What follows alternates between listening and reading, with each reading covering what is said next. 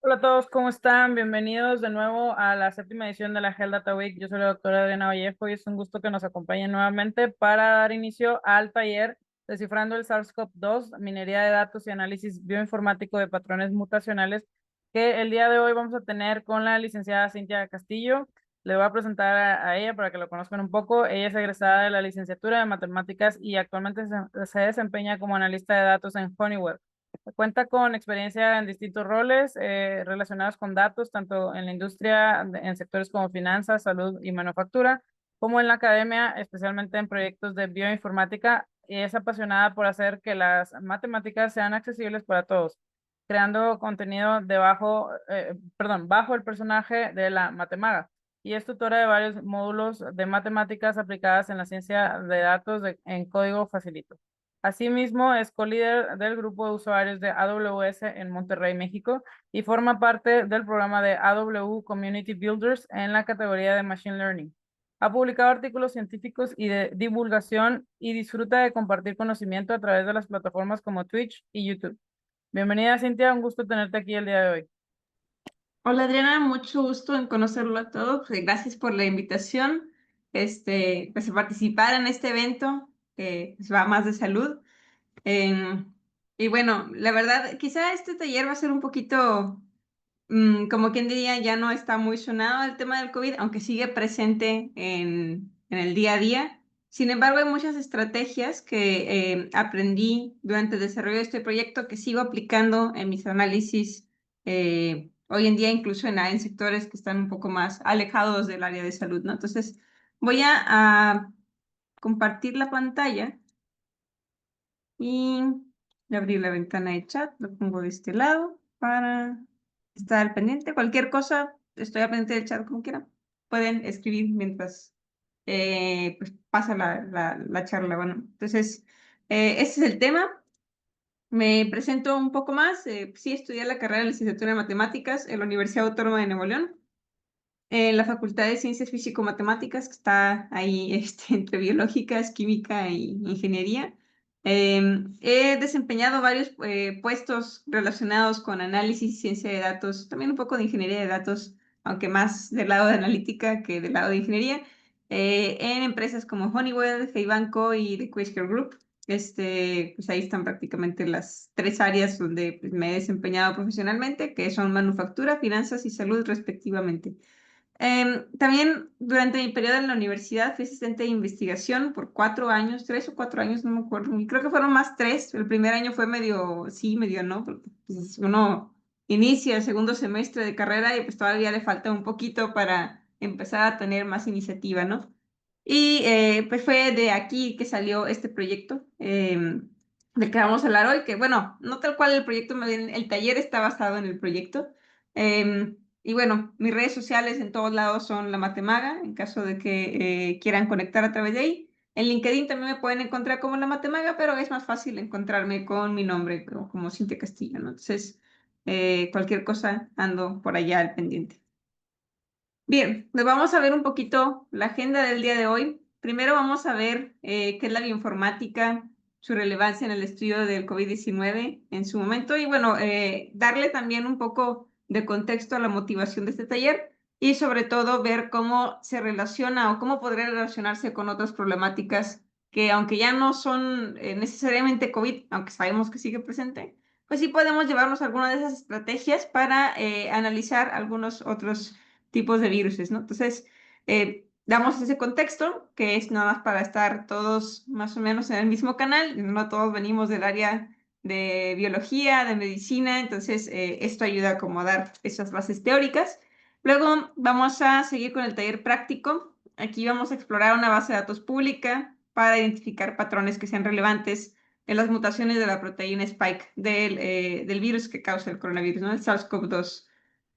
Y finalmente vamos a hablar de una reflexión de las implicaciones de nuestros hallazgos y ver si son consistentes con la literatura médica actual, ¿no? Entonces, en su momento, pues no había mucha información. De hecho, bueno, ahorita más adelante les cuento, no quiero darles spoilers, pero continuemos más que nada con la base teórica, ¿no? Vamos a hablar un poquito de qué es la bioinformática y cuál es su relevancia, ¿no? La bioinformática es el área que utiliza métodos computacionales avanzados para gestionar, analizar e interpretar grandes volúmenes de datos biológicos y médicos, ¿no? Entonces, sabemos que en el área de biología tenemos una gran cantidad de información y muchas veces no nos basta los métodos que anteriormente utilizábamos para analizarlo, sino que tenemos que hacer uso de software como SAS, R, Python u otros para analizar estos datos, ¿no? Y muchas veces, incluso correr estos scripts pudiera llevarnos no solamente una hora, sino quizá varios días de correr todo el flujo para que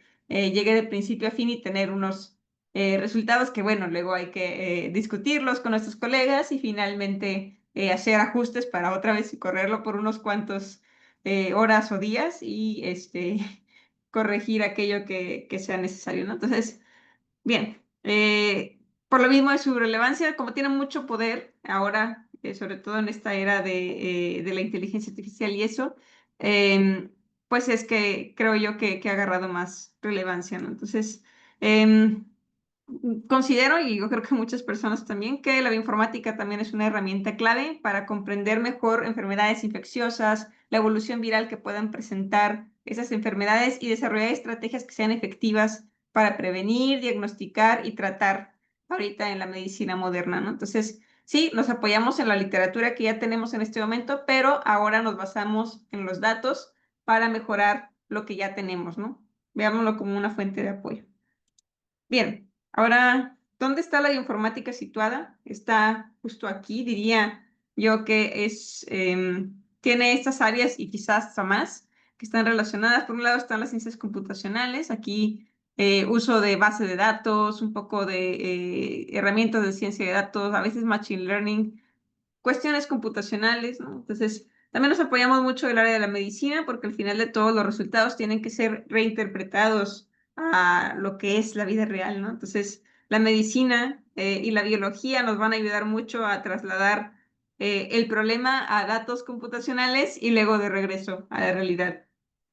También herramientas como matemáticas y física nos ayudan un poco a darle cierto modelado que pudiera darnos una descripción o una hipótesis de cómo pudiera estar influyendo la problemática dentro de este contexto, ¿no? Entonces, convergen más áreas, también está un poco, soy un poco de química a veces y otras cosas, pero en general diría yo que estas cinco conviven ahí y de hecho lo usual es que en equipos de bioinformática pues uno no puede ser experto en todo, ¿no? Casi siempre hay, o sea, sí tienes nociones de las cinco áreas, pero a lo mejor tu fuerte es uno, ¿no? En mi caso, dentro de mi equipo, mi fuerte estaba en matemáticas y un poco en ciencias computacionales, pero bueno, el doctor con el que participé era físico y tenía, bueno, pues obviamente tenía más expertise en todas esas áreas.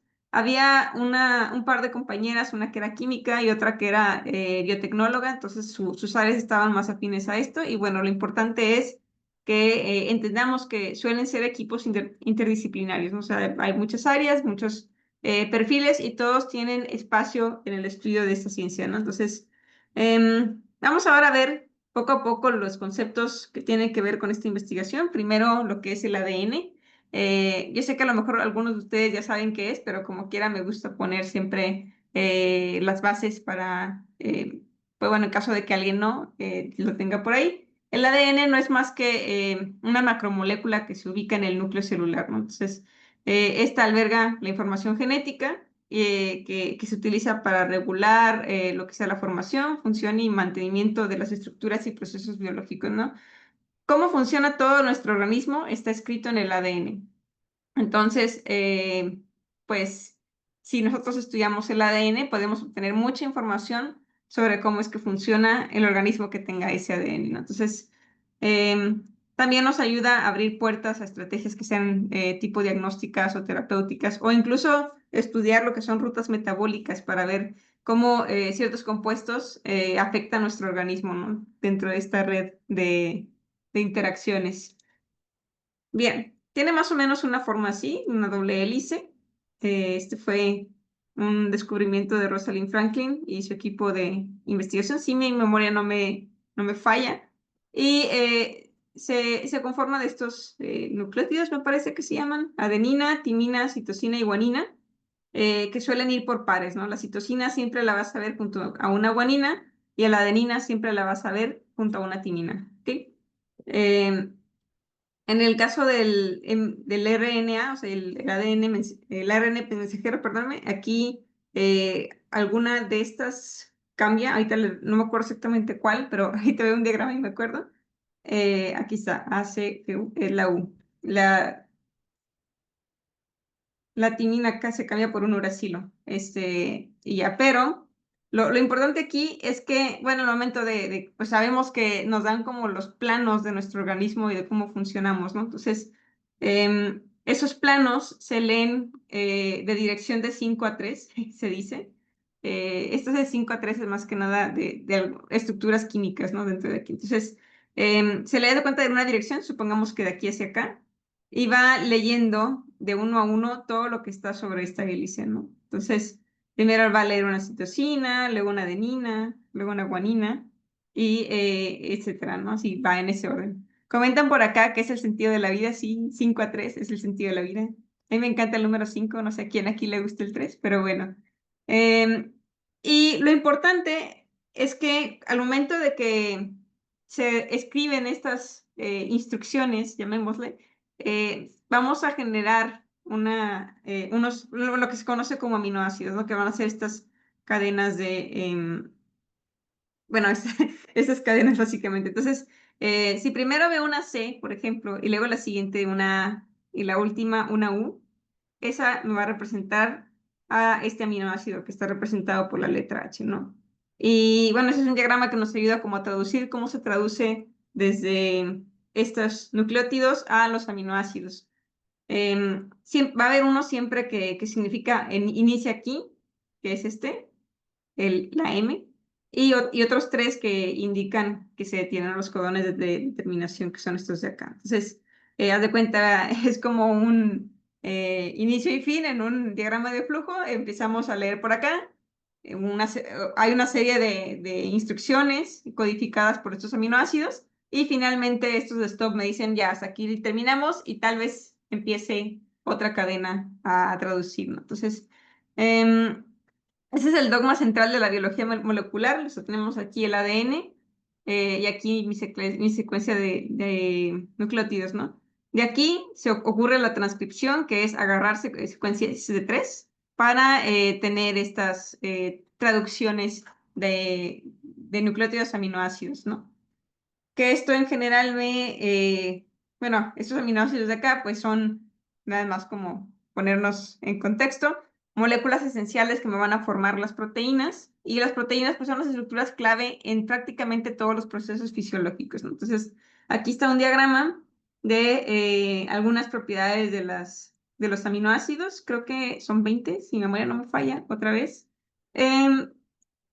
Y pues son importantes porque si conocemos su función y la forma en la que se organizan, vamos a poder entender mecanismos celulares, identificar posibles patologías y sobre todo desarrollar intervenciones clínicas que sean más efectivas.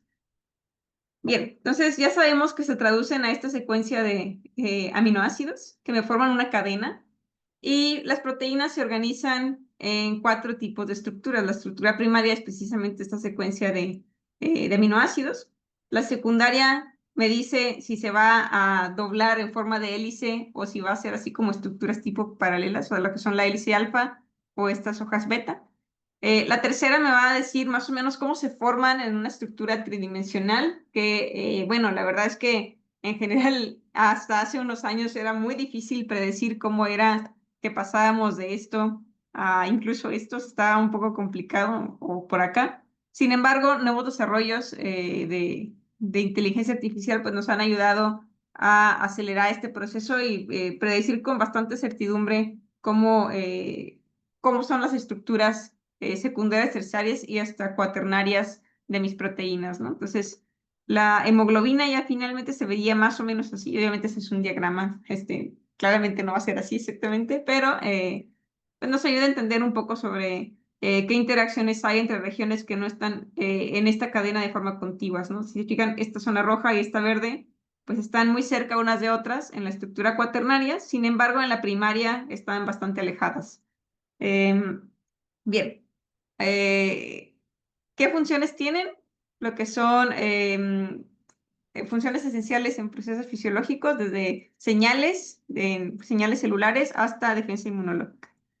AlphaFold, sí está, no me acordaba cuál alfa de todos era porque es que Google tiene varios proyectos de alfa algo, entonces gracias. AlphaFold es precisamente esos esfuerzos de querer ver cómo se organizan en estas estructuras de la primaria a la cuaternaria. Gracias.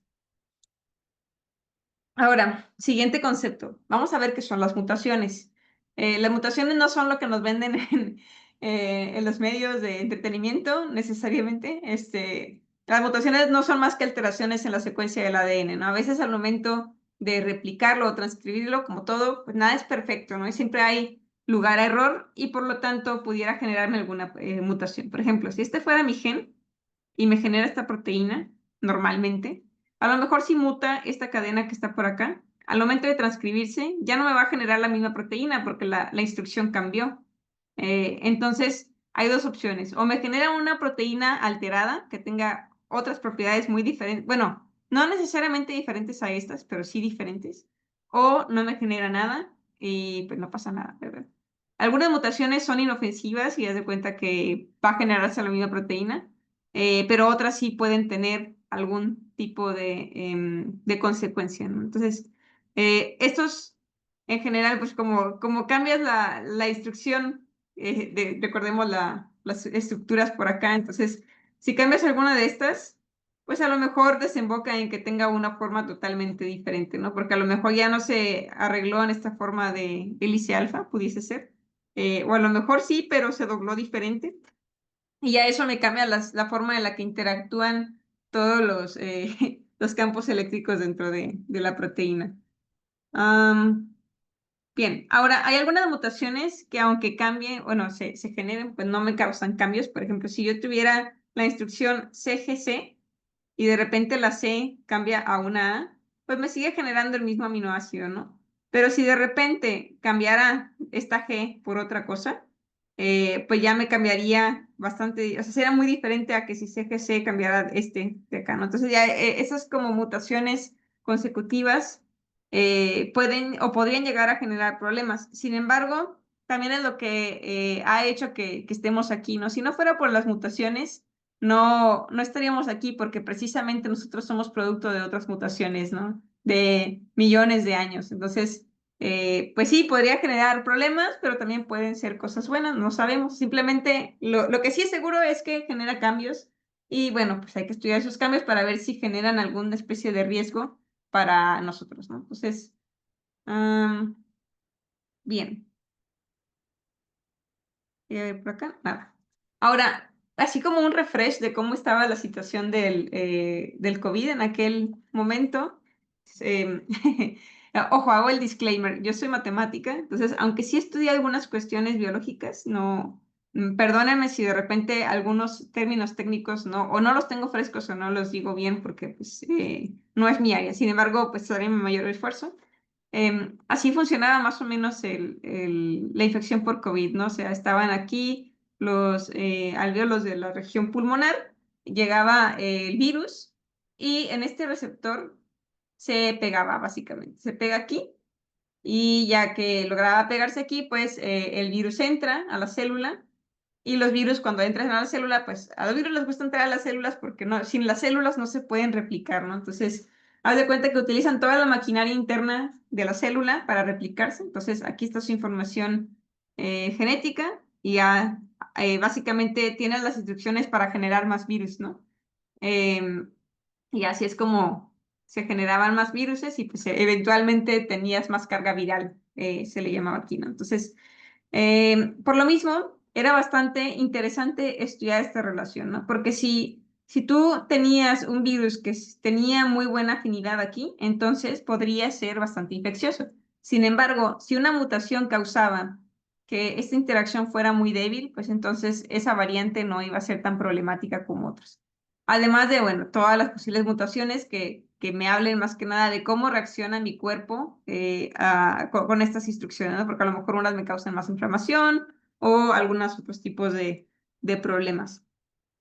Entonces, fue un proyecto que tuvimos como por 2 años más o menos, hace ya un rato. Terminó en este artículo por acá. Si a alguien le interesa, al final le paso mi contacto y le mando el artículo porque, bueno, ¿cómo se llama? El archivo es relativamente nuevo y con artículos nuevos se batalla para encontrarlos en SciHub y todavía no sé cómo se suben los artículos de SciHub. Entonces me escriben y yo se los mando sin problemas.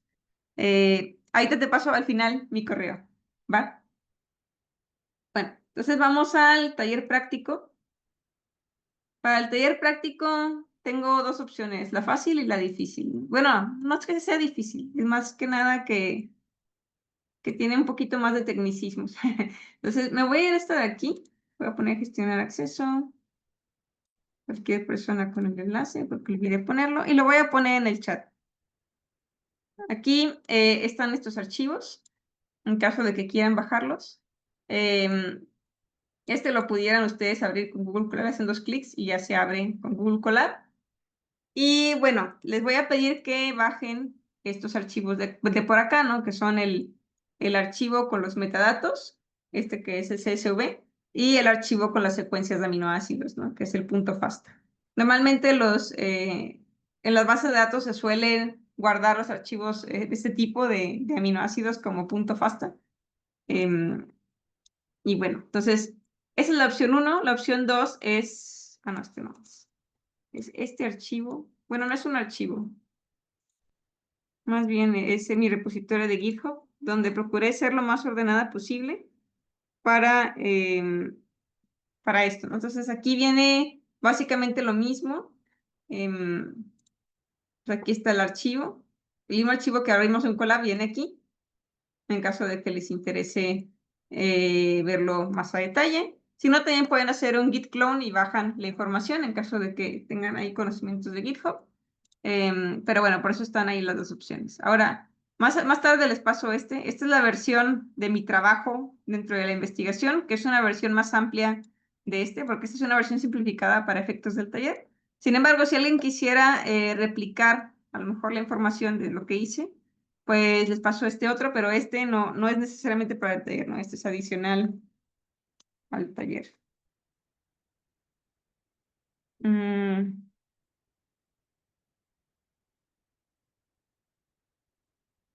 Ahora se los paso porque en el momento de publicar el artículo no supe, o sea, solo me dijeron ya está publicado y nunca quedó como el código anclado en algún lado, entonces dije, bueno, voy a ordenar mi código, lo voy a poner en GitHub y pues bueno. Sin embargo, es solamente la parte que yo hice.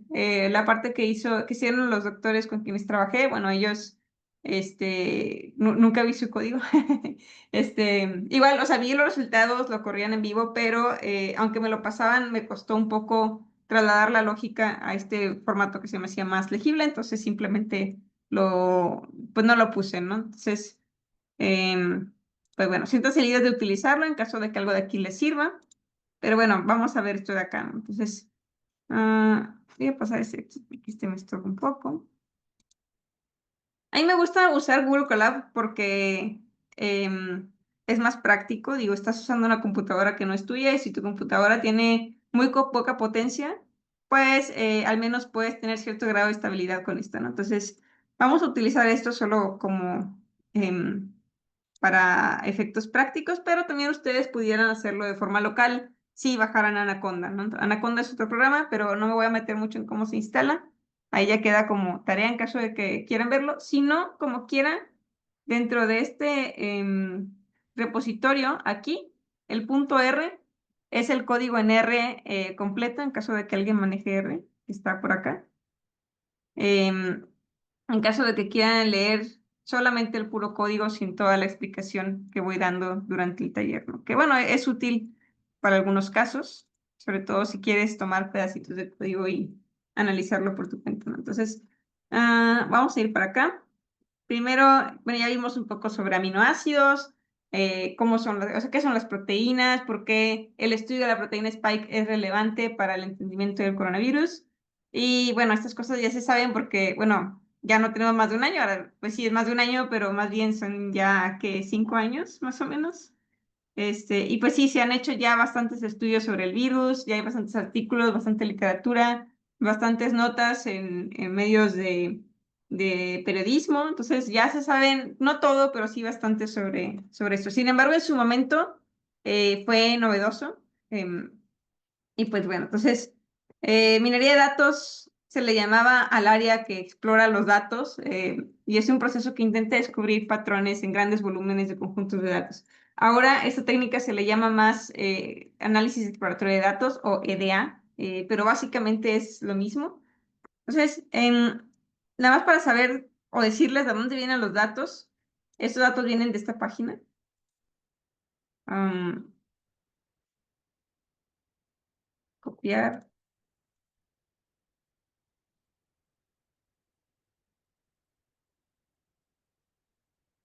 a ver,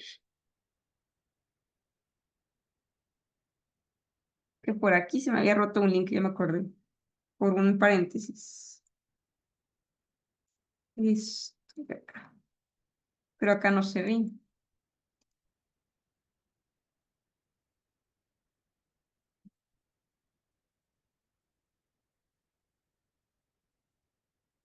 Sí, entonces yo con le decía, quiero esta cantidad de secuencias, o sea, esta longitud de secuencia de 1273, porque era la secuencia, o sea, eran la cantidad de aminoácidos que tenía la proteína como modo estándar.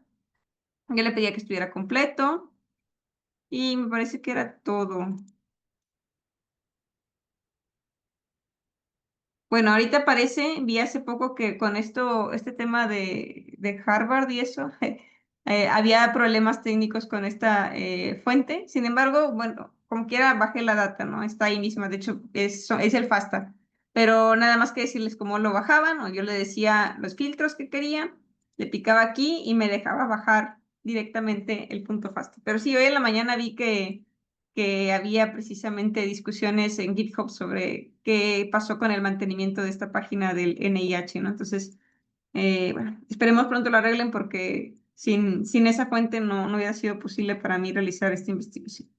Entonces, igual los datos ya están aquí, no pasa nada, las secuencias están acá, es el formato FASTA, está en un punto zip porque está demasiado pesado y esto me ayudaba a poderlo subir al repositorio. Y aquí están los metadatos de estas secuencias, ¿no? Entonces, si yo tenía una secuencia con ID, llamémosle ID 01, en el punto FASTA, yo puedo encontrar sus datos en este archivo, ¿no? De dónde viene, qué estado fue, qué fecha fue y así. Entonces, porque, bueno, hay que tener las dos si queremos encontrar más patrones por ahí. Esta data fue descargada este día, entonces, si hubo algo que se descargó después, pues no está ahí. Y bueno, ahora sí, vamos a empezar a escribir aquí algunas instrucciones, ¿no? Entonces, lo primerito que hay que hacer va a ser subir la información aquí para no tener ningún inconveniente. Entonces yo voy a subir el punto FASTA y el punto CSV porque ya los tenía aquí bajados. Aquí me daba una nota de que, oye, asegúrate que sí los tengas en respaldados en algún lado porque tan pronto te salgas de aquí, nosotros borramos los archivos, ¿no? Pues viene el problema porque igual los tengo en mi disco local. Entonces, bueno, entonces yo aquí voy a empezar a hacer mi código. Lo primero que hay que hacer es instalar e inicializar la paquetería de aquí, que es para leer secuencias genéticas. Entonces, para eso usamos esta función, install.packages, y le decimos que queremos esta de aquí. Y después de eso, lo que queremos es mandar la llamada, ¿no? Entonces,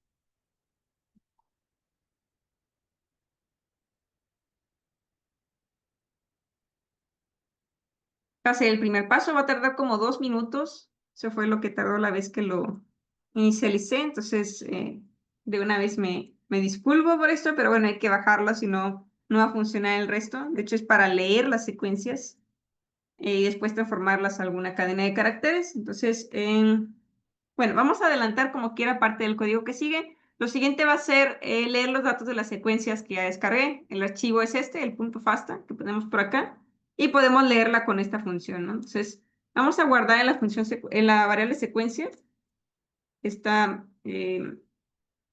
variable, ¿no? Entonces tengo el read.fasta y voy a darle la dirección del archivo, que es secuencias.fasta, porque es el nombre del archivo.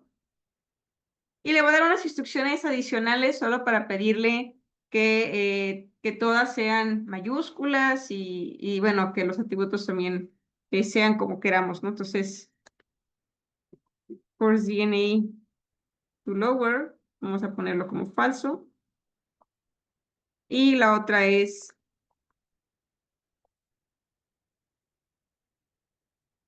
así. Entonces, tengo que esperar y le voy a que cargue.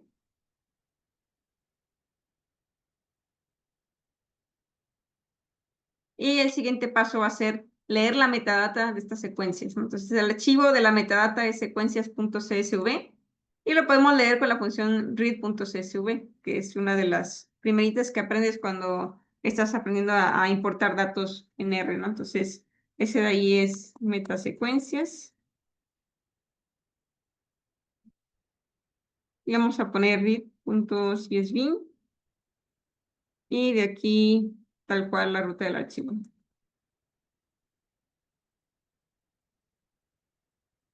Entonces, bueno, si yo quisiera ver lo que sea que haya puesto aquí, pudiéramos llamarlo solo con esto, parece. No, pues sí. Bueno, solo un...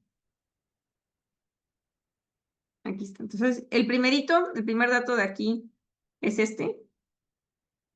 Eh, y pues la secuencia de caracteres es esta, ¿no? Entonces, primero empezamos con el aminoácido representado por la letra M, que recordemos de nuestro diagrama. El M está aquí. O sea, esta es la ruta que es. Siempre va a empezar con una M. Y siempre va a terminar con una de estas de aquí. Entonces, normalmente le llaman como de término, no tiene un nombre, pero bueno, ese me marca al final. Si yo quiero saber la metadata de ese, entonces, metasecuencias. Perdóname.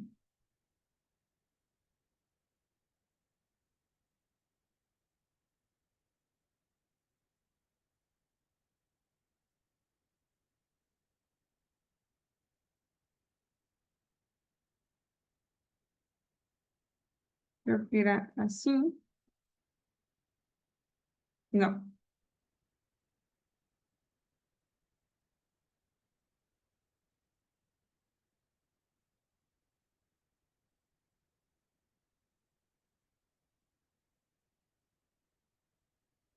ahí está, perdón. Entonces aquí está.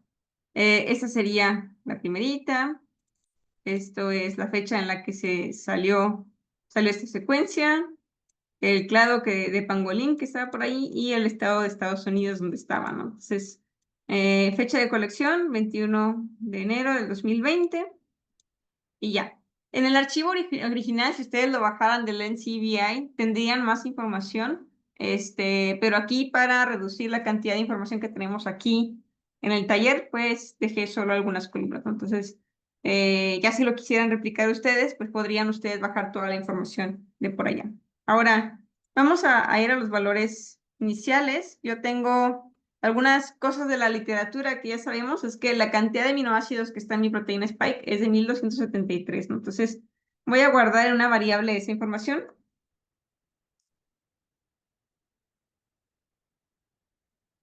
Aquí hago el disclaimer que ahorita ya sé que incluso que haya más o menos, pues es normal, es parte de que haya mutaciones. En su momento, pues me hacía mucho sentido solo dejar esas, pero bueno, es parte de las cosas que siempre hay que dejar apuntadas en algún lado dentro de nuestra metodología, ¿no? Entonces, ese es el primer que tenemos por acá. Ahora, lo siguiente es que no sabemos cuántas secuencias tenemos, ¿no? Entonces, como la vamos a ocupar más adelante, vamos a usar esta función para saber cuántas secuencias tenemos y vamos a guardarlo en esta variable que se llama cantidad de secuencias, ¿no? Ahí. Pongo aquí cantidad de secuencias y de este lado pues pongo length, tal cual de las secuencias. Si yo quisiera saber cuántas secuencias hay, pues aquí tengo 91.575 secuencias solamente en este momento. Ahorita, si se fijan, aquí ya me dice que hay más de 200.000. Bueno, o sea, aquí solo vamos a procesar algunas, pero o igual las dejamos procesando todas. Y bueno, vamos ahora a tener la lista de aminoácidos porque lo vamos a necesitar más adelante, ¿no? Entonces, esta es mi lista de aminoácidos, entonces solo lo pongo así, en mi lista de aminoácidos y lo guardo, ¿no? Y puedo incluso copiar esto para no tener que copiar todo manualmente. Y si quisiera verlas, pues está aquí. Esas son las letras que van a representar a los aminoácidos y pues que están contenidas dentro de las secuencias, ¿no? Entonces yo esperaría que en mis secuencias, como esta, solo encontrar esos caracteres. Em, yo sé, ahorita también, o sea, algo que también no se tomó en cuenta era, creo que eran letras adicionales para casos muy específicos que no vienen incluidos aquí. Sin embargo, solo lo menciono, ¿no? Que como quiera siempre hay que revisar la data y si algo no hace match, pues, tener alguna regla, ¿no? Saber si quitarlo o dejarlo, sustituirlo por otra cosa o algo así. Entonces, em, vamos a guardar para ayudarnos con los ciclos la cantidad de aminoácidos dentro de esta variable de aquí. Entonces, hay dos formas de hacerlo. La primera es simplemente asignarle 20 o la segunda es usar la función length, ¿no? Entonces, vamos a poner lista de aminoácidos.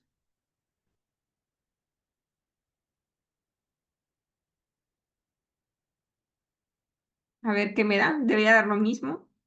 20 y 20. Entonces, perdónenme. Ahí está, 20. Entonces las dos me dan 20. Ustedes quédense con la que quieran o pueden incluso poner las dos, pero bueno, con una tienen, ¿no? Entonces, bien. Ahora lo siguiente que tenemos que hacer es hacer una limpieza de datos, ¿no? Ya tenemos la data, guardamos la metadata, guardamos algunas variables que nos van a servir a lo largo del taller. Ahora lo que sigue es limpiar la información que tengo ahora descargada para saber si descartamos algunos datos bajo ciertas reglas o si nos quedamos con todos o no sé. Ya dependerá de cada uno, pero siempre hay que dejarlo apuntado en la metodología. Entonces, aquí en temas de biología por limitación tecnológica, no siempre se va a tener toda la información de todos los aminoácidos. Veamos, por ejemplo, voy a abrir aquí este láser. Veamos aquí esta secuencia, por ejemplo. Esta zona no la logró leer, sin embargo, solo identificó que en esas posiciones había algo. Entonces, cuando nuestra tecnología no es capaz de leer la información, me va a poner una X en mi FASTA y nosotros, pues, tendríamos que saber si contarlo, no contarlo o qué, ¿no? Entonces, eso es un caso. Aquí lo que está coloreado en azul es que significa que es lo usual de ver. De hecho, esta S de aquí significa que el más común es el S, sin embargo, pues hay otros valores que no son S. Entonces, nomás para identificar rápidamente alguna posible mutación. De hecho, aquí mismo podremos, de hecho, se ve la región de la posición del N477S, que fue una mutación bastante conocida. Es decir, yo esperaba ver una S, se cambió esa posición por una N, ¿no? Entonces, pues bueno, yo voy a querer ver primero el tema de las X, porque sí, es válido tener mutaciones, pero yo quiero que la calidad de mi secuencia sea suficiente para hacer el análisis, ¿no? Entonces, voy a ver qué hacer con estas. Estas X no siempre me van a decir nada porque o sea, sabemos que hay un aminoácido ahí, pero no sabemos cuál es. Y si tenemos muchas X, pues es lo mismo que tener un comodín, ¿no? Y pues nosotros queremos estudiar la secuencia, no necesariamente los comodines. Entonces vamos a tener algo así como un límite de tolerancia en el que vamos a permitir la ambigüedad, ¿no? O sea, sí, válido tener X porque la tecnología no es perfecta. Sin embargo, voy a poner un límite de tolerancia, ¿no? Si tienes tanto porcentaje de valores faltantes, entonces ya te voy a tener que descartar porque ya empiezas a manchar mis datos. Entonces, vamos a poner esta variable, tolerancia, ambigüedad. Y para efectos de este taller le voy a dar un valor de 0.02, ¿ok? Bien, entonces lo que sigue es determinar cuánto es el tamaño máximo de tolerancia en cantidad, no en porcentaje. Y vamos a guardarlo con el nombre de esta variable, máximo ambigüedad. Y esto no va a ser más que multiplicar, o sea, la función piso, porque no, pues cantidades de aminoácidos siempre van a ser enteras. Entonces la función piso lo que va a hacer es que si tengo un 2.1 me va a regresar un 2, si es un 2.7 me va a regresar un 2. Ok, entonces vamos a multiplicar la tolerancia por el tamaño de la secuencia.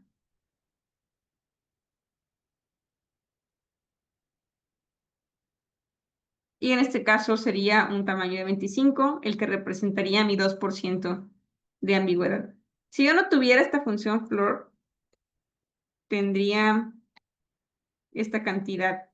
Pero bueno, nosotros sí queremos tenerla porque no puedo tener aminoácidos en punto decimal, entonces lo dejo en 25. Ahora, esta sección de código lo que va a hacer es eliminar las secuencias y los metadatos correspondientes que tengan mucha información ambigua, ¿no? Entonces, va a agarrar las secuencias en orden y me va a quitar los datos ambiguos, ¿ok? Entonces va a ir eliminándolos y va haciendo los ajustes necesarios. Entonces, voy a correr esta sección de código. Aquí máximo ambigüedad. Debería llamarse máximo aquí. Digo, me da miedo que me rompa algo después, entonces lo voy a dejar así.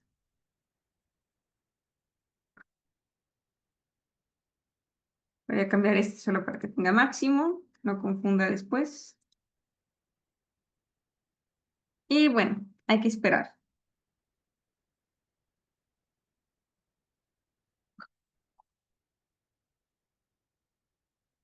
Este proceso va a ser un poquito más rápido que algunos otros procesos de por acá, porque, bueno, quizá no es la forma más, ¿cómo se dice?, eficiente de hacerlo, ¿no? En su momento, créanme, antes lo hacía y era un código todavía más lento.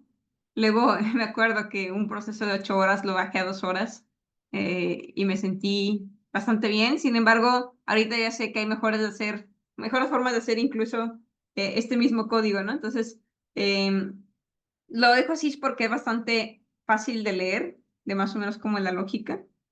Em, pero bueno, hay que dejar que corra por casi 100.000 secuencias que son bastantes. Entonces, y aquí ya terminó, tardó un minuto. Y ahora lo que vamos a hacer es generar una matriz, una matriz de ceros, ¿no? Que aquí se va a llamar matriz auxiliar. Entonces, matriz auxiliar. Y va a tener esta cantidad de filas y esta cantidad de columnas, ¿no? Entonces, no va a ser más que revisar posición por posición. O sea, si yo tuviera aquí, va a ser una tabla, veámoslo así, donde aquí son los números de secuencias y aquí son los aminoácidos que tienen, ¿no? Entonces, lo que va a hacer es checar posición 1, qué secuencia, digo, qué valor tiene la posición 1, ¿no? Y revisarlo respecto al aminoácido que corresponde, ¿no? Entonces, en la M, pues siempre va a haber 1, y luego en la siguiente vuelta se va a poner otro 1, otro va a ser 2, y así sucesivamente. Para que al final yo pueda identificar leyendo solamente por fila cuál es el valor mayor, sí, el mayor valor de esa fila y tener la secuencia consenso. ¿Ok? Esa es la lógica de esta parte. Entonces, por los dibujos, regreso acá. Vamos a generar esta matriz con la función matrix 0, que es de puros ceros. La cantidad de filas va a ser la cantidad de secuencias. Bueno, no la cantidad de secuencias, sino más bien la posición de aminoácidos, ¿no? Del 1 al 1273.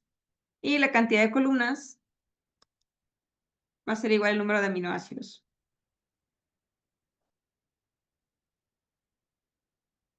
Si yo quiero verla, pues lo vería acá. Si se fijan, tiene esa forma, ¿no? Entonces, tengo aquí filas y columnas. Entonces,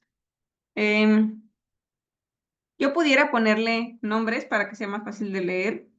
Entonces voy a ponerle a las columnas los nombres de los aminoácidos, ¿no? Con la función de callnames. Callnames me permite ponerle nombres a las columnas. Entonces Voy a poner aquí que las columnas de matriz auxiliar, ahorita pues no tiene nombres. Pues ahora yo le voy a poner estos nombres, ¿no? Estos nombres de lista de aminoácidos.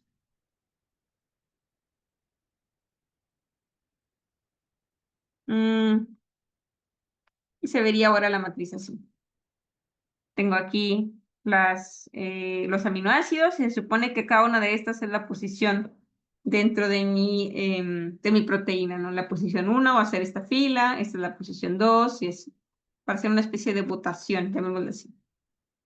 Bien, ahora lo que va a hacer este pedazo de código es que va a revisar, va a empezar a leer la primera secuencia y va a poner un 1 o va a sumar unos en donde, o sea, lo que tenga en su secuencia. Si tiene, la posición 5 tiene una S, pues va a sumarle a la S de la fila 5, le va a sumar uno, ¿no? Entonces, eh, voy a correrlo, va a tardar otro rato y la idea es después con esto encontrar el aminoácido consenso de cada una de las filas, o más bien de cada una de las posiciones dentro de mi proteína, porque al final eso es lo que quiero obtener. Entonces, bueno, va a tardar un rato, como quiera, en seguir.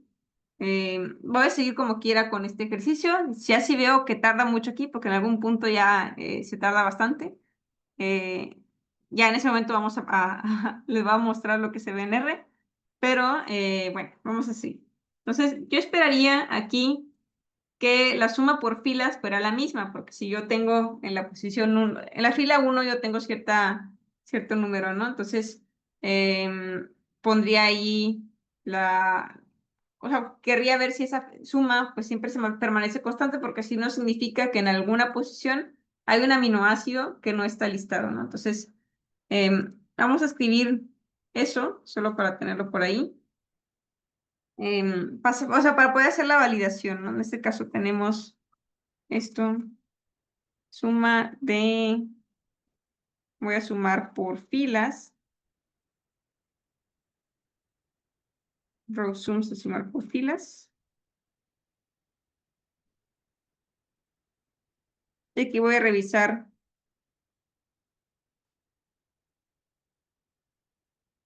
tamaño, no, cantidad.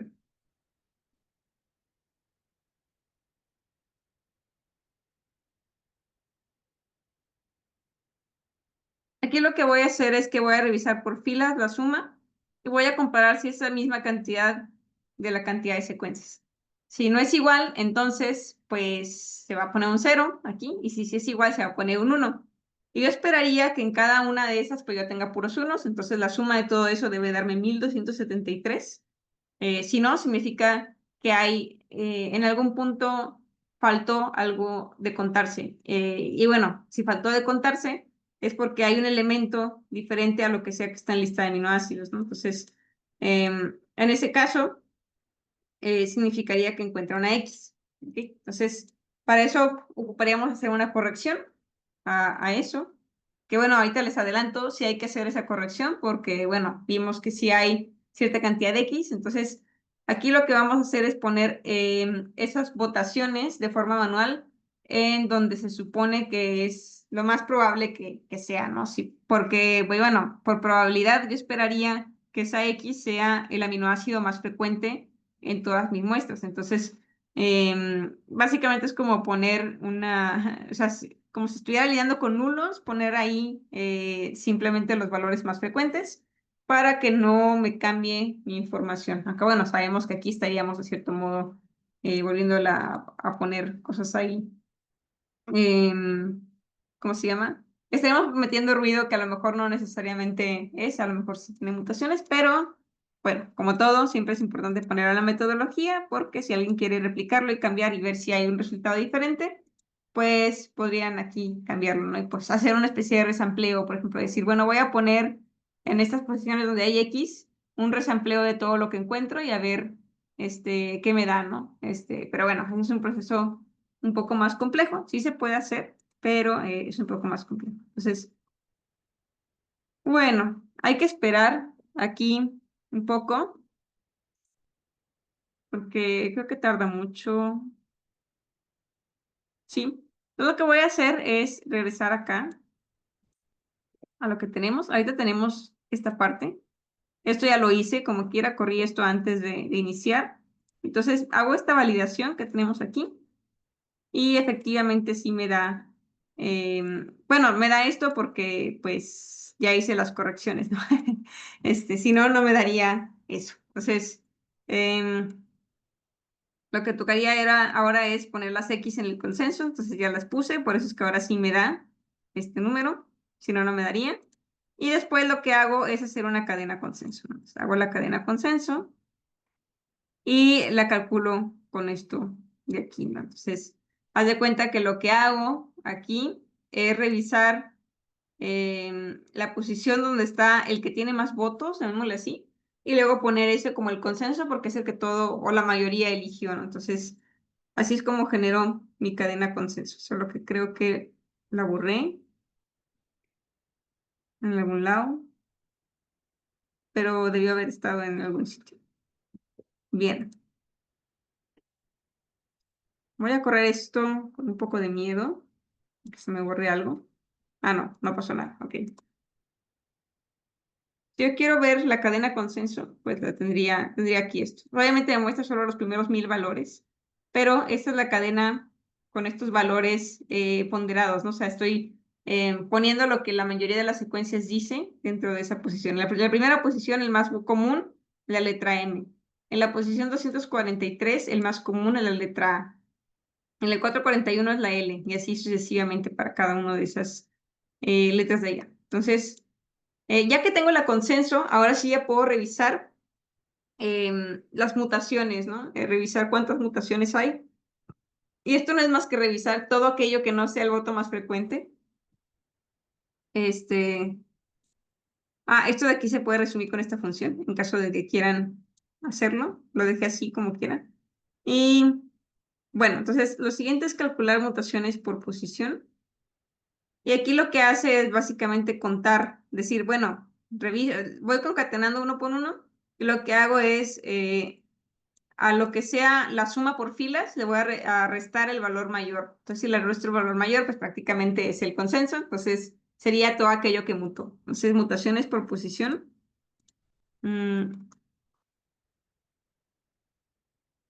Pues sería esto lo que nos estaría dando, ¿no? Esas son la cantidad de mutaciones dentro de mi muestra de 91.560 observaciones.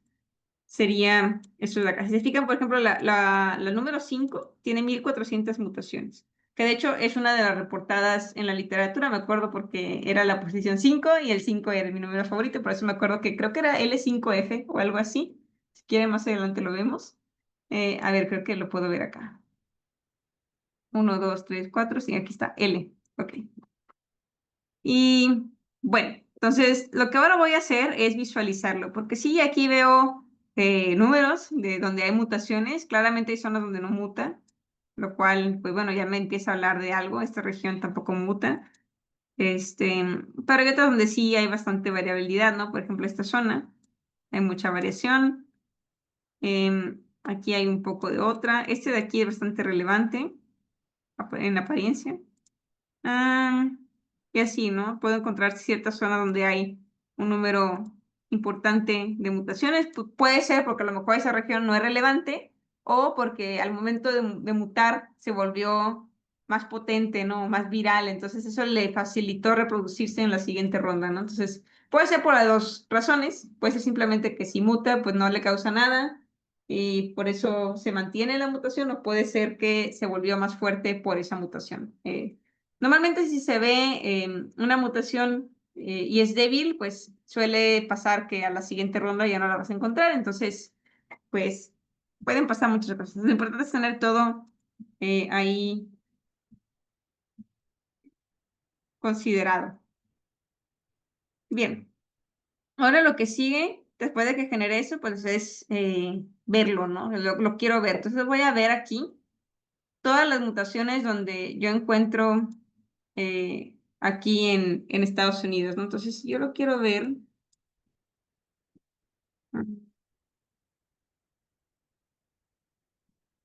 Yo lo quiero ver, lo veo así. Y bueno, aquí claramente puedo ver zonas donde hay mayor mutación. O sea, y aquí puedo ver esta zona, este lado.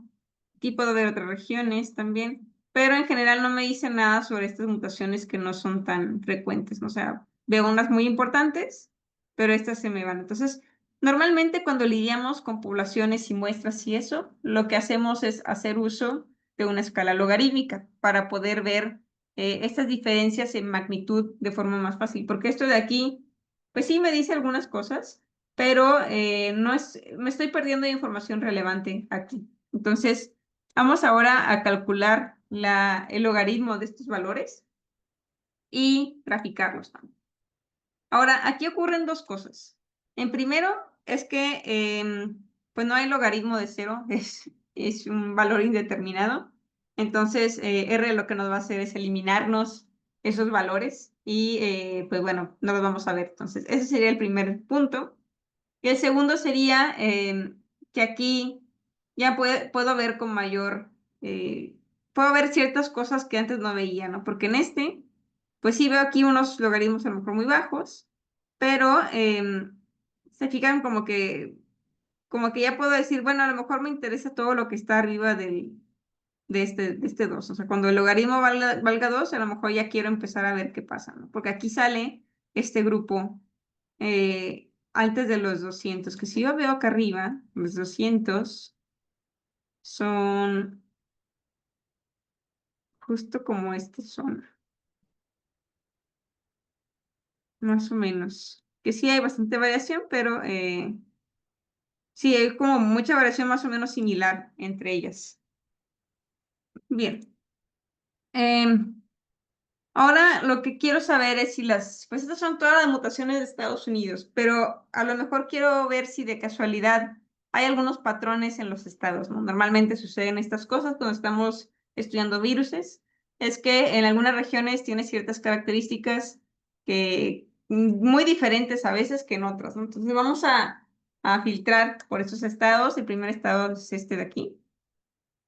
Vamos a estudiar, creo que era Maine, no me acuerdo si era se me hace que es Michigan, pero no estoy segura. Y esta otra es California. Entonces vamos a compararlas y ver qué tal salen, ¿no? Entonces vamos a filtrar las secuencias que solo sean de California, digo de Michigan, y luego las que solo son de California, ¿no? Vamos a hacerlo de lo mismo, pero a cada estado, o sea, la misma mutaciones y aparte el logaritmo de esas, ¿no? Entonces vamos a graficarlo para ver las mutaciones por estado en forma, en forma absoluta, sin el logaritmo, se verían así. Que aquí ya puedo ver que hay ciertas regiones en California que se ven muy distintas a las de Michigan, ¿no? Entonces, eso es lo primerito que quiero mostrarles. Lo otro es que si se fijan, las escalas son diferentes. Aquí, California tiene una escala del 0 a 1500 y Michigan del 0 al 80, bueno, tal vez 90 o 100. Entonces, son dos cosas que tengo que tomar en cuenta. Esto puede ser por varias razones. Puede ser que simplemente hay pocas mutaciones en Michigan, o puede ser, que de hecho es la más probable, que la cantidad de muestras de California es mucho mayor. Entonces, vamos a ver qué vemos por ahí. Bueno, lo siguiente es ver el logaritmo de las mutaciones. Y vemos otra vez, ¿no? Vemos ahora este mismo patrón que veíamos hace rato, lo vemos magnificado por acá. Sin embargo, pues para Michigan no se logra ver mucho, probablemente por el tamaño de la muestra, pero ahorita veremos qué tal con esa parte. Bien, ahora vamos a ver, a compararlas unas contra otras dentro de del mismo eje, porque al final de cuentas lo que quiero es comparar una contra la otra. Entonces, se fijan aquí, los empalmo, una contra otra con el mismo eje de las Y. Y bueno, el azul era California. Entonces sí, o sea, obviamente, probablemente sí tenga que ver con el tamaño de la muestra. De hecho, lo puedo ver aquí fácilmente. Filtro 2. Sí, tiene 9000, un tamaño de muestra de 9000 California y Michigan tiene 1194. Entonces, claramente sí hay mucho que ver por allá. Y bueno, ahora vamos a verlo en la escala de logaritmo las dos. Entonces, las veo y ese es como el patrón que presentan cada una de ellas. Hay ciertas formas que veo ahí directamente en los datos de California, que aunque que no los alcanzo a ver en Michigan, que a lo mejor Michigan también los tiene, pero pues no se alcanza a apreciar. A lo mejor el tamaño de la muestra pues sí necesitaría ser un poco más amplio. Bien, reviso tamaños de las muestras. Efectivamente, hay una diferencia. Entonces, lo que voy a hacer ahora es hacer un proceso de normalización. Este proceso es para que los dos tamaños de las muestras sean comparables entre sí, porque no puedo comparar los resultados de una muestra de 9000 contra una muestra de 1200. Sería muy injusto. Entonces, lo que voy a hacer es escalarlo, ¿no? Entonces, vamos a hacer estos rescalados, llamémosle. Y ahora sí vamos a ver, ahora lo veríamos en ya porcentual. Si se fijan, ahora sí, ya puedo comparar una contra la otra directamente.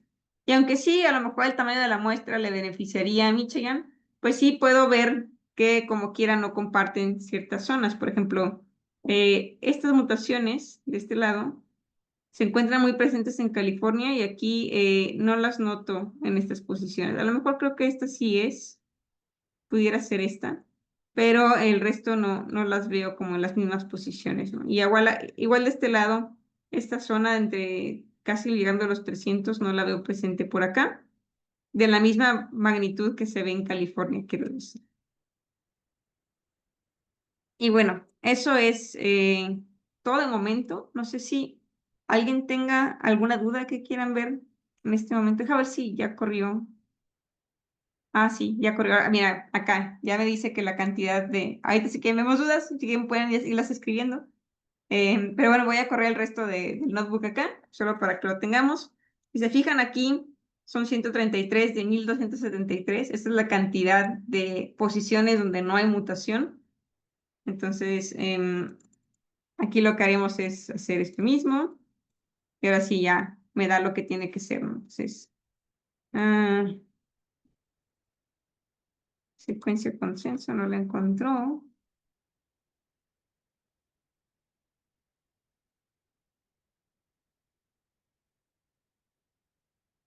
Así que la tengo que inicializar.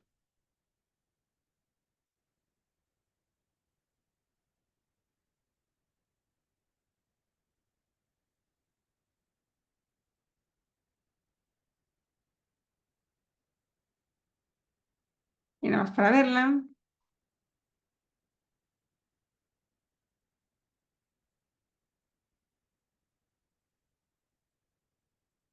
Y bueno, ya el resto es básicamente que copiaran esas zonas. Y aquí viene explicado la importancia de hacer todos los pasos, ¿no? Entonces,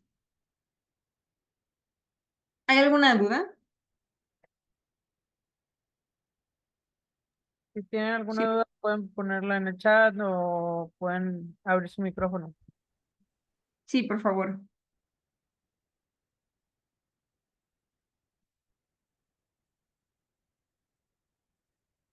Si no, como quiera, mientras concluyo, em, solo para mostrarlos, aquí se me pasó ponerlos la comparación con la literatura, que sí tengo. Y la verdad es que al momento, esto fue de las primeras cosas que hicimos al momento de hacer el análisis. O sea, obviamente eso no fue el foco del artículo. Sin embargo, mientras lo estábamos haciendo, identificamos las zonas de mutaciones de 600, o sea, la posición 614 y la 477, que en su momento, yo me acuerdo que lo descubrimos y al día siguiente salió la noticia en el periódico. Entonces, bueno, para una estudiante de licenciatura, pues fue bastante llamativo, ¿no? O sea, verlo de un lado, o sea, irlo descubriendo en tiempo real conforme se iba publicando y comparar directamente lo que sea que hayas obtenido con lo que estaba saliendo en las noticias, ¿no? Entonces, em, lo bueno es que esta data es abierta, yo sé que no está ahorita disponible, pero es abierta. Entonces, nosotros pudiéramos estudiar cualquier tipo de virus si vamos a bases de datos como esta. A lo mejor ahorita no por la situación de Harvard, pero quizá más adelante. Y si no, como quiera, hay muchas fuentes donde pudiéramos bajar esta data y eventualmente hacer nuestros propios análisis, comparar con gente en foros públicos. A veces hay buenas discusiones en Reddit o en Twitter o incluso en nuestros entornos académicos en caso de que tengan esa posibilidad, ¿no? En mi caso no la tengo porque pues trabajo en industria, pero pues en caso de que ustedes la tengan, pues bueno, tienen esta facilidad de acercarse a los académicos que suelen estar interesados en esta clase de temas y empezar a compartir lo que sea que ustedes obtuvieron con ellos y llegar a tener como una idea más completa de la problemática que nos aqueja. Antes, hace unos años COVID, ahora mañana no sabemos. Todo el tiempo hay nuevos virus mutando. Siempre va a haber algo nuevo que estudiar. Perfecto, pues muchísimas gracias, Cintia. La verdad es que es súper útil y como bien dices, una forma de poder hacer investigación que hoy se ha utilizado para COVID, pero bueno, pues más adelante, y lo estamos viendo hoy, ¿no? Hay varios virus en el mundo que están ahí siendo prevalentes. Vimos lo de Tailandia, vimos vamos, de otros países. Entonces, eh, creo que esto nos puede ayudar mucho para poder luego hacer diferentes proyectos. Entonces, bueno, nada más antes de terminar, no sé si hubiera alguna otra pregunta, alguna duda para Cintia. Todo bien. Hay una de Stalin. Ah, sí, a ver, Stalin, si gustas. ¿Qué tal? Con todos, buenas tardes. Bastante interesante el análisis que hiciste, Cintia, te agradezco bastante, igual el tiempo, ¿no? Eh, a mí me queda una duda, el tema de la aritmética, la matemática que está detrás del código. Obviamente tú tienes la formación, ¿no es cierto? Mencionabas que al inicio mencionaban que tú ayudas con cierta información eh, para que sea más digerible, ¿no? La pregunta que tengo es porque a mí, yo estoy estudiando ahorita el tema de esto de ciencia de datos y pues la matemática me falta bastante, ¿no? Pero la idea es poder entender qué hace el código, ¿no? Detrás para saber qué parámetros eh, nos permiten, digamos, de alguna manera entender si es que el análisis que estamos haciendo está realizado, está de manera correcta o está coherente. Y de esa manera, pues poder nosotros representar los resultados, que eso es lo que buscamos, ¿no? Para mejorar cualquier tipo de proyecto, de problema que estemos teniendo. Sí, la verdad es que sí es un reto grande por muchas razones, ¿no? O sea, entre más complejo se vuelve el problema que estudiamos, más áreas tienen que estar involucradas y muchas veces esas áreas no suelen hablar mucho entre sí, entonces la comunicación se vuelve pesada, ¿no? Normalmente suele haber personas que tienen áreas mixtas, que tenga, no sé, computación y biología y otra persona que tenga física y matemáticas. Y luego y esta clase de puentecitos nos ayuda a que la comunicación sea relativamente más sencilla, ¿no? Claro, no podemos siempre confiarnos totalmente en que siempre va a haber un puente en el equipo. También necesitamos refinar nuestras técnicas de comunicación y esto no sé, o sea, realmente solo se entrena con prueba y error. Tú intentas explicar, revisas si te entendieron o no y a la siguiente vez buscas otra forma o mantienes la que sea que tengas, ¿no? A veces es para que te entiendan más rápido, para que llegue mejor tu mensaje y pues se practica, ¿no? Se practica con el tiempo. Ahora, sobre qué términos matemáticos utilizar, o qué conceptos, la verdad es que para este taller fueron conceptos muy, muy sencillos, o sea, fueron temas de porcentajes, logaritmos y conteos. Este, no es nada más que solo eso, y a veces se puede hacer muchísimo con solamente conteos, y logaritmos y porcentajes, ¿no? Y se lo digo desde la industria. Normalmente en la industria eso, tener visibilidad de eso, pues ya es 70% del camino, ¿no? Y si estaban en cero, tener 70 ya es bastante. Ahora, en áreas científicas, sí se suele empujar a que sea todavía más complejo normalmente. O sea, este proyecto pues no terminó ahí. O sea, realmente lo que hicimos fue aplicar técnicas de Machine Learning. Ahí utilizar técnicas de análisis topológico de datos, ver ahí cómo clasificar utilizando algunos tipos específicos de distancia y finalmente hacer pruebas de hipótesis para ver si la forma en la que se distribuían las mutaciones pues causaba un impacto en las infecciones o en las muertes de este virus, ¿no? Entonces, esos términos pueden ser un poco más complejos que lo que vimos hoy. De hecho, estoy segura que sí lo son.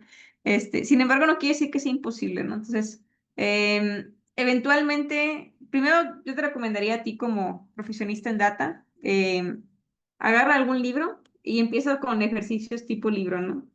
Y ya que tenga los ejercicios tipo libro, pues ahora sí empieza a ver si puedes replicar lo mismo, pero en otra área, ¿no? O sea, en otro tipo de problema que es un poco más complejo. Puedes intentar, por ejemplo, agarrando algún artículo de algo que supiste interpretar bien, o sea, algo que donde la interpretación no te falla, pero quieres replicar el método, ¿no? Entonces, intenta replicarlo con tu propio código y eventualmente vas a encontrar la forma en la que se hacen pues, pruebas estadísticas, cómo interpretar p-valores, a lo mejor cómo elegir el tipo de distancia adecuado para tu método de clasificación y toda esta clase de cosas, ¿no? Y siempre es con feedback de las personas que tienen lo que llamamos en la industria el conocimiento de negocio, o en este caso, pues con los médicos y los biólogos que suelen tener el conocimiento de campo y ver si lo que sea que tú estás obteniendo tiene sentido real, ¿no? De acuerdo a la literatura que ellos ya tienen, ¿no? De que, oye, ¿tiene sentido tener tres grupos? Sí o no. A veces sí tiene sentido, a veces no tiene sentido. Yo me acuerdo y me quedó súper grabado cuando estaba intentando simular la forma en la que varía como las señales eléctricas de los latidos de corazón, pues uno lo puede modelar bien padre, pero el doctor nos decía de que, oye, sí, muy padre tu modelo y todo, pero el corazón no aguanta esa cantidad de corriente. Está en estos rangos, entonces ajustalo para que sea esos rangos, ¿no? Y pues ya uno va variando para que sean, que ya sea más consistente con la información real, ¿no? Porque tampoco quieres modelar cosas que no existen. Te interesa que lo que sea que estés modelando sí represente la realidad. Pero como todo, prueba y error.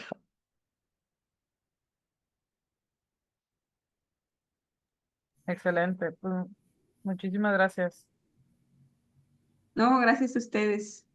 Pues Cualquier muchísimas cosa, gracias. bueno, aquí están mis datos de contacto. Igual, Stalin, creo que tú pediste el artículo. Me escribes y te lo mando ahorita mismo porque de rato salgo, vuelo, entonces te lo mando ahorita antes de irme y ya, para irme con ese pendiente mes. Sí, gracias. El tema ese del contacto dice arroba la matemaga. ¿Es en qué red social o...? Ese es un correo electrónico. Ok, ya, ok. Sí, Súper, gracias. Excelente. Pues muchísimas gracias, Cintia, también a David, que está aquí también detrás, eh, por su participación. Para comentarles, el día de mañana vamos a continuar con el cuarto día de actividades para que nos puedan acompañar. Vamos a estar publicando ¿cómo se llama? El programa en redes sociales, aunque también ya lo pueden encontrar en la página web de la Health Data Week. Entonces, pues sin más, nos vemos el día de mañana. Cuídense mucho. Chao. vale, hasta luego. Hasta luego.